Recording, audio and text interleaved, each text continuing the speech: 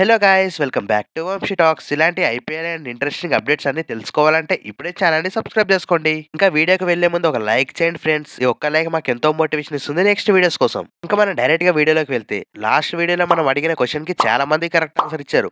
So correct answer చెప్పిన ప్రతి ఒక్కరికి congrats. David Warner SRS team కి ఎన్ని రన్స్ కొట్టాడో మనందరికీ తెలుసు. అతనైతే best batter and best captain అని చెప్పాలి ఓవరాల్ ఐపీఎల్ లోనే ఎస్ఆర్ఎస్ టీమ్ కి. సో ఈ రోజు ఇంకో ఇంట్రెస్టింగ్ క్వశ్చన్ తో అయితే మీ ముందుకు వచ్చా. ఈ క్వశ్చన్ అయితే విరాట్ కోహ్లీ గురించి అయితే అడుగుతున్నా. టోటల్ ఐపీఎల్ మొత్తంలో విరాట్ కోహ్లీ ఎన్ని సెంచరీస్ కొట్టాడో కింద కామెంట్ చేయండి.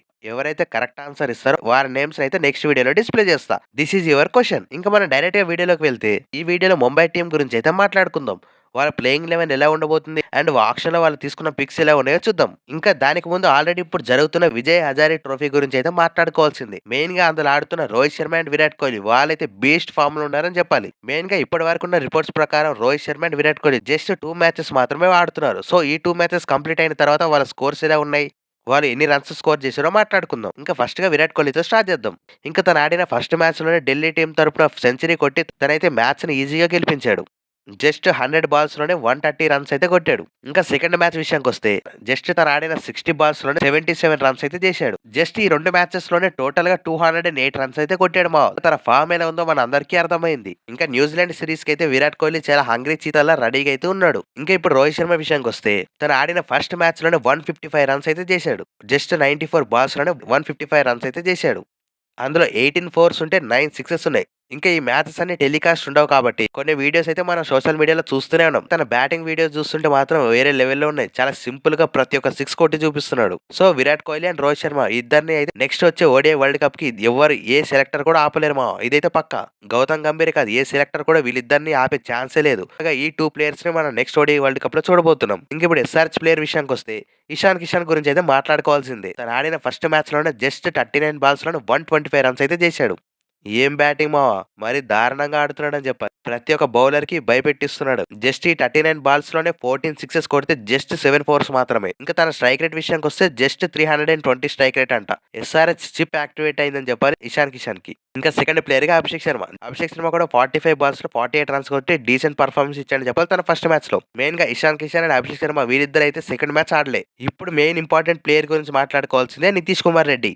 మెయిన్ గా ఇంజురీ నుంచి కంబ్యాక్ చేస్తున్న నితీష్ కుమార్ రెడ్డి తనైతే ఫుల్ ఫిట్ గా ఉన్నాడని చెప్పాలి ఈ మ్యాచెస్ లో. మెయిన్ గా ఫస్ట్ మ్యాచ్ లో టోటల్ గా 5 ఓవర్స్ అయితే బౌలింగ్ లో వేశాడు. ఇది ఒక గుడ్ న్యూస్ అని చెప్పాలి ఎస్ఆర్హెచ్ టీమ్ కి.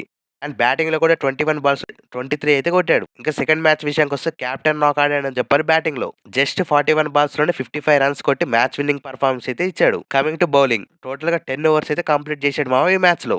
ఈ 10 ఓవర్స్ లో జస్ట్ 34 రన్స్ ఇచ్చి 1 వికెట్ అయితే తీశాడు. సో బ్యాటింగ్ అండ్ బౌలింగ్ లో సూపర్ పర్ఫార్మెన్స్ అయితే ఇస్తున్నాడు. చూడాలి మరి తనైతే కంబ్యాక్ ఇస్తాడు ఇండియన్ టీమ్ కి లేదా, కింద కామెంట్ చేయండి.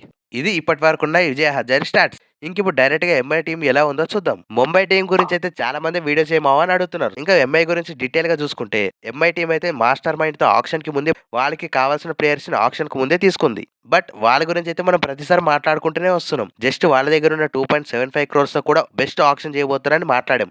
అలాగే చేసిందని చెప్పాలి ఆప్షన్ లో. వాళ్ళ ప్లేయింగ్ లెవెల్ అయినా వాళ్ళ స్క్వాడ్ అయినా ఏదైనా ప్రాబ్లం ఉందంటే అది wicket keeping and opening position. దానికోసం ఆప్షన్ కు వచ్చి బెస్ట్ ప్లేయర్ అయితే తీసుకున్నారు జస్ట్ 1 crore కి మాత్రమే. అతనే క్వింటన్ డికాక్. తనైతే ఇప్పుడున్న ఫామ్ ఎలా ఉందో మనం అందరం చూస్తున్నాం. బట్ తనకైతే జస్ట్ 1 crore ఇవ్వడం ఏంటో నాకైతే చాలా ఆశ్చర్యంగా అనిపించింది ఆప్షన్ లో.